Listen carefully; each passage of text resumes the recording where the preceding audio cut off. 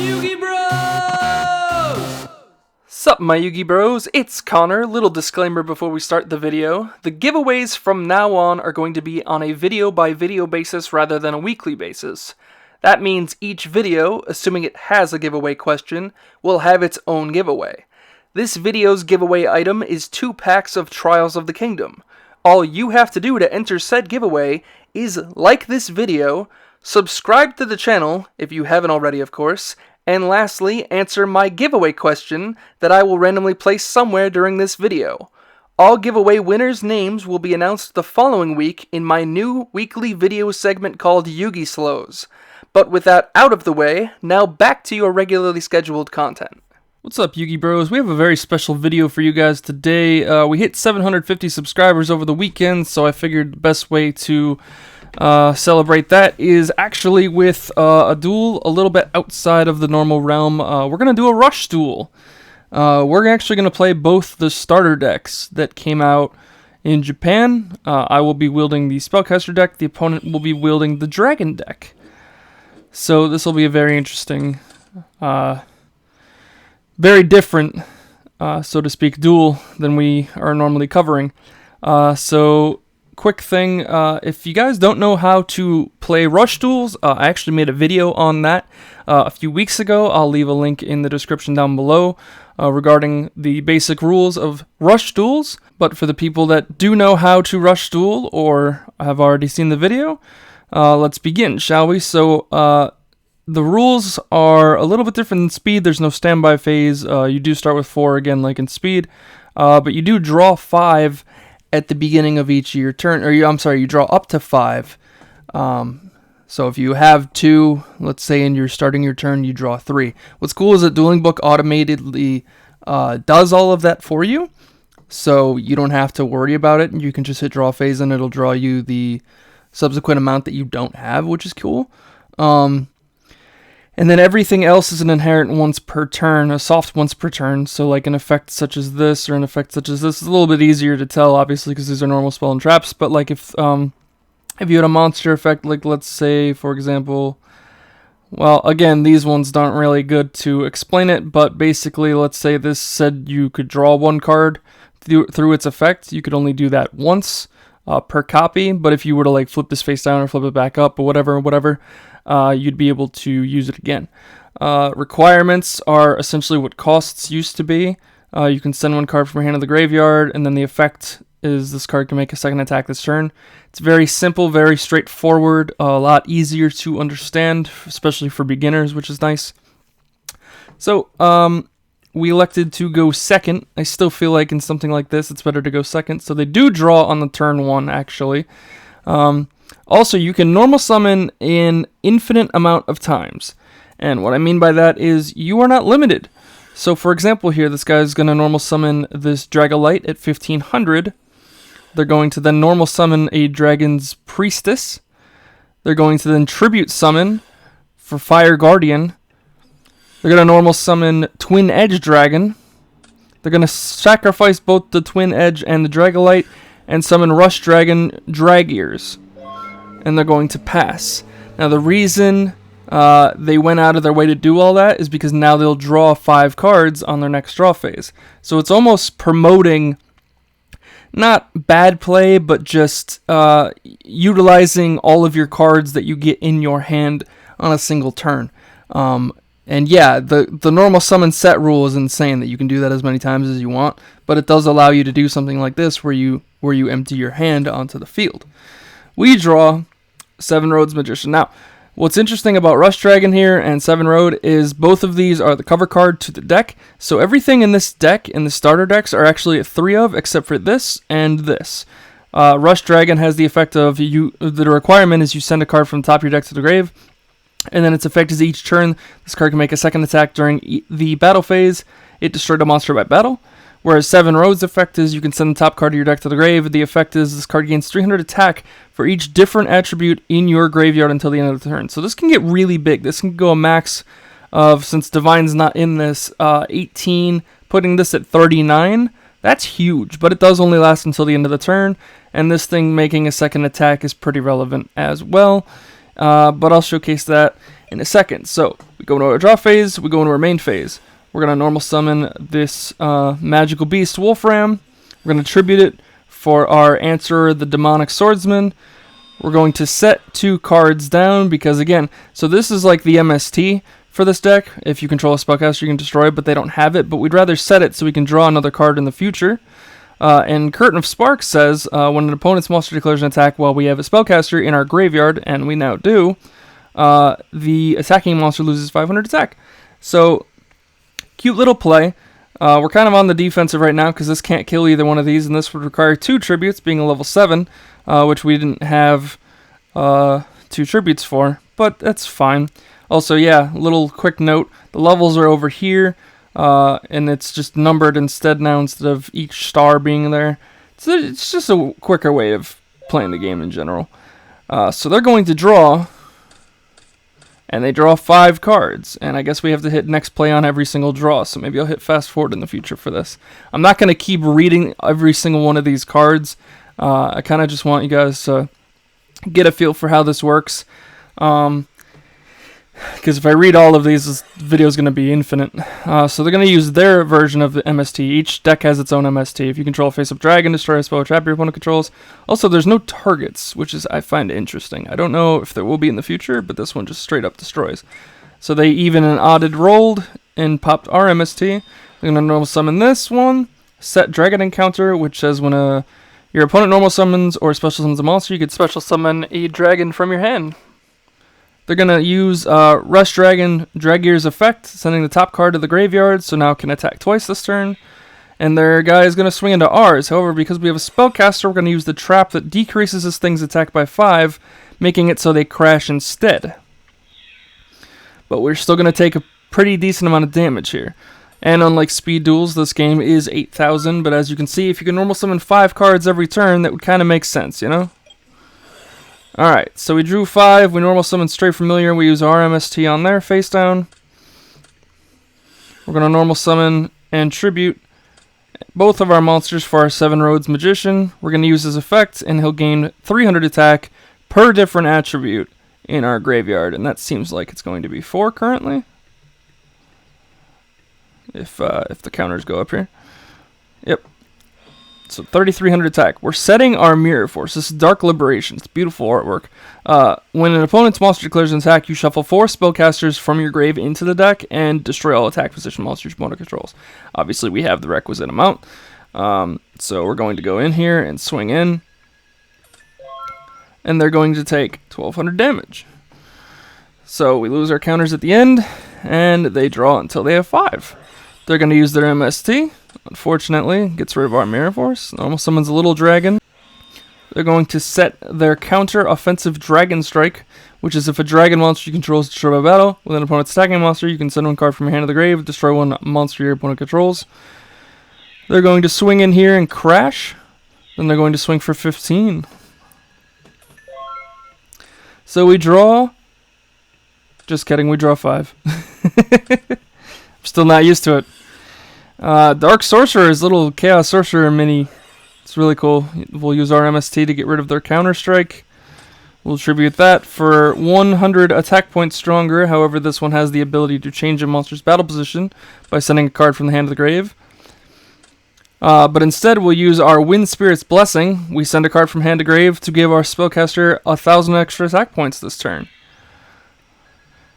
So this game forces you to not be conservative, or at least not be conservative to the level that I usually am, which is a little tough for me to get used to.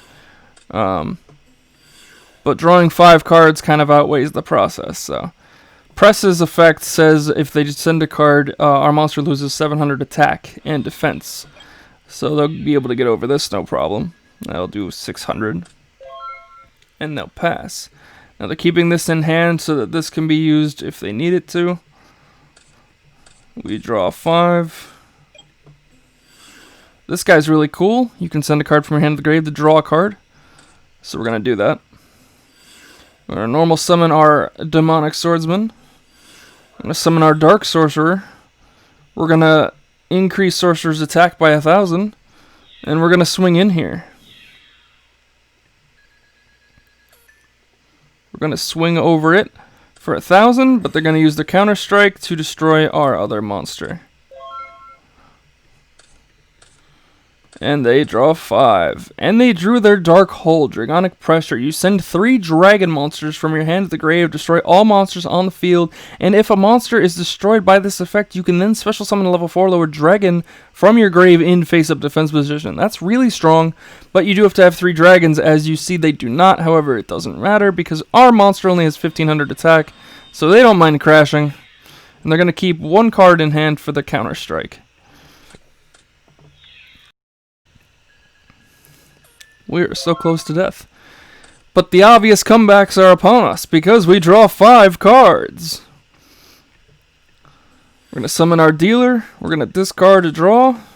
We're going to tribute it for a 1,700 monster. Summon another 1,500 Dark Sorcerer. Set a Stray Familiar. And set our Mirror Force. Attempt to swing over this. They're going to flip their counter strike, destroying our Dark Sorcerer. Now they draw 5 cards. They're going to activate their Dark Hole, their Dragonic Pressure, discard 3 dragons, destroying all monsters on the field, and because they destroyed, they get to summon this back. This is actually a really good target to bring back with this, because this says you can send a card from your hand to the grave to add a level 5 or higher dragon from your grave to your hand, allowing you to then add something like a tribute fodder, like I think they're about to right now. Yep, Fire Guardian, so that they can tribute it and summon this. And they're going to go into battle phase and swing. We're going to activate our Dark Liberation. We were supposed to shuffle 4 back, but we didn't. But let's be fair, we had ample targets.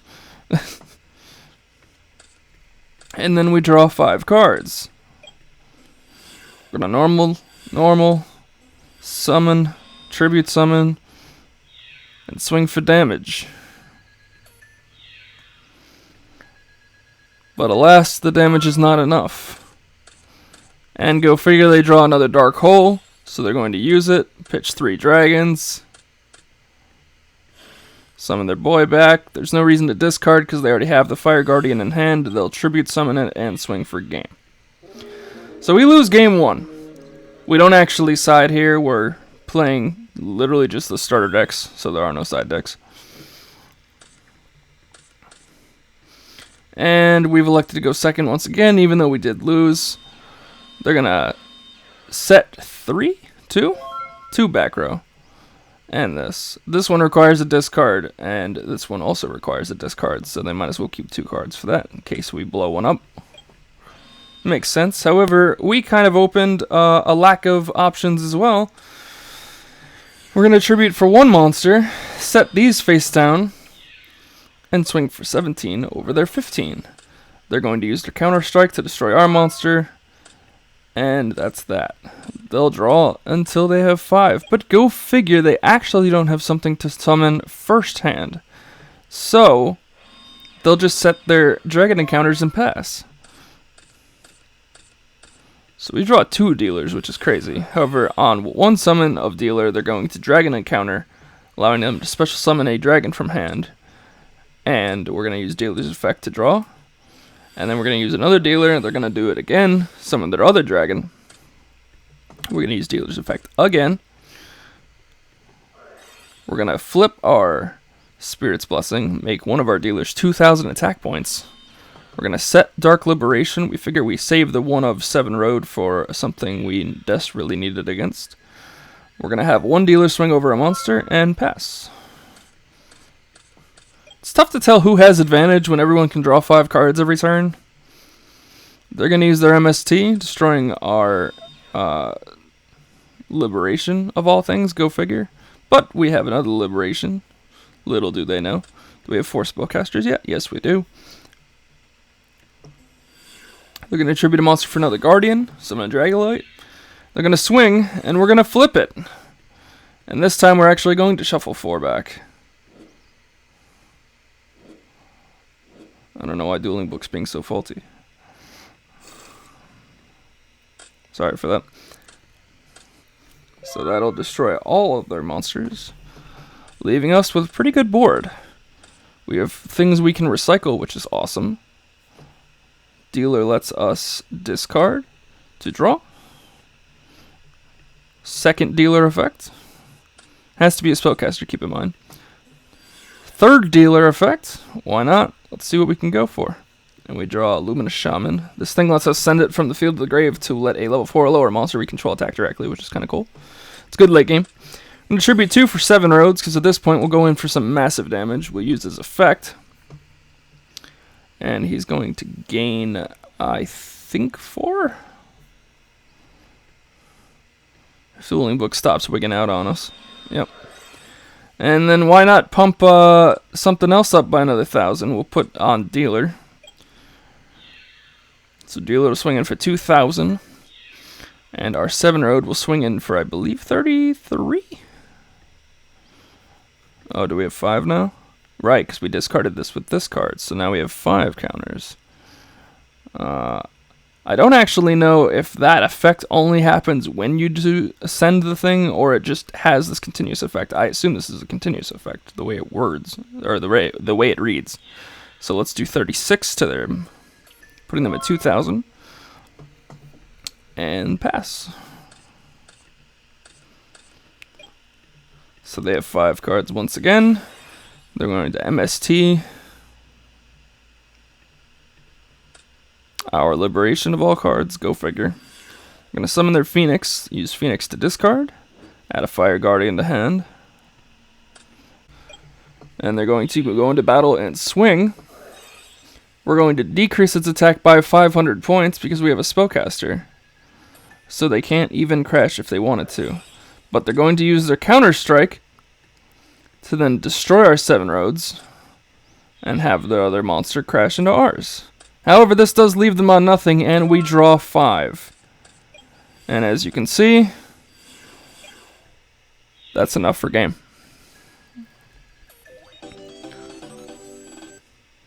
So much for that.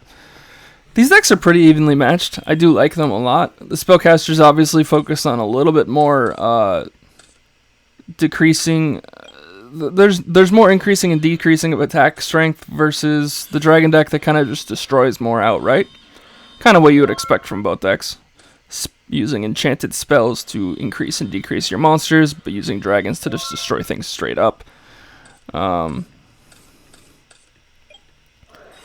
But I do actually like how this game plays. It's very simple, it's very fluid. Also with those standby phase, you never have to deal with those standby effects.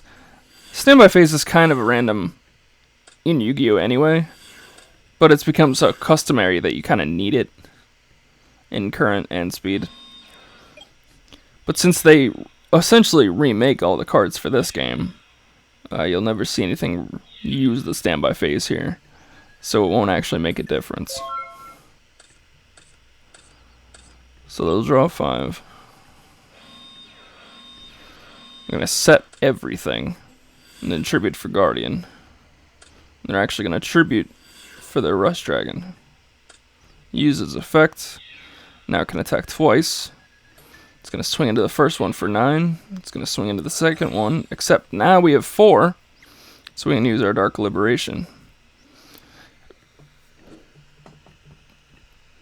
So we'll put them all back.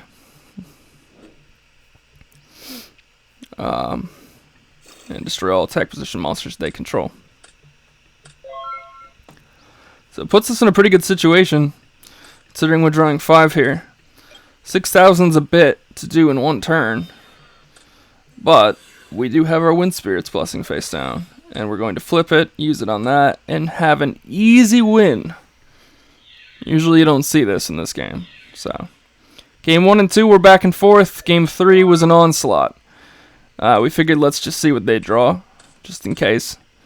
But it didn't really make a whole lot of difference anyway. They actually couldn't really come back through that. So, we did win that game. We won that match. But that's Rush Duels in a nutshell, guys. This game's really cool. Like I said, I think it's got a lot of potential. It's its cool own format. And I do love how the cards look. Like, everything just looks so much better than current Yu-Gi-Oh! Like, this is what Yu-Gi-Oh! Looks like in the future. 2020 Yu-Gi-Oh! But I do really like how the game works, how its mechanics are, how its requirements versus effects. That's really cool. But what do you guys think? Do you like, love, or hate it? Let me know in the comments down below. I think the game has a lot of potential. I think it could be really cool. I wish it would come over here, but they've stated several times already that that's going to be Japan's equivalent to Speed Duels, which, I mean, obviously they're not really the same thing, but they are different formats. I wish Yu-Gi-Oh! Would actually incorporate more formats into its game, because let's be fair, nobody plays traditional. And if it's just advanced is the only thing right now that gives you like anything of relevance. Speed Duels, if they start doing invites and stuff, then it'll be a little bit more interesting. But until then, I think it's just going to be mostly us, the community, making like tournaments and stuff. But guys, thank you for 750 subscribers. This has been a true blessing. I love doing these videos for you guys. I love what Speed Duels has done for the game of Yu-Gi-Oh! In general, and I think there will be many more fantastic times to come, and I can't wait for those. We'll have to do something truly special for when we hit 1,000 subscribers. So if any of you guys are subscribed and have friends that remotely are interested in Yu-Gi-Oh! Or something Speed Duel related, or have no idea about Speed Duels, please hit them up. Tell them to subscribe to this channel. I love and await your continued support, and I can't tell you how much I truly, truly appreciate it. As far as the winner goes for last week's weekly giveaway, that was the last weekly giveaway. Now, as you've seen from the intro to this video, we're doing video giveaways. But the winner to last week's giveaway is Calvin Vu. All you have to do, Calvin, is go to the Facebook link in the description down below to my Yu-Gi Bros Facebook page. Message me there your address, and I will send you your packs of Scars of Battle. But guys, as always, you know the drill. Like, subscribe as always, hit that notification bell to get all of our latest updates, and I'll see you guys in the next video. Yu-Gi Bros out.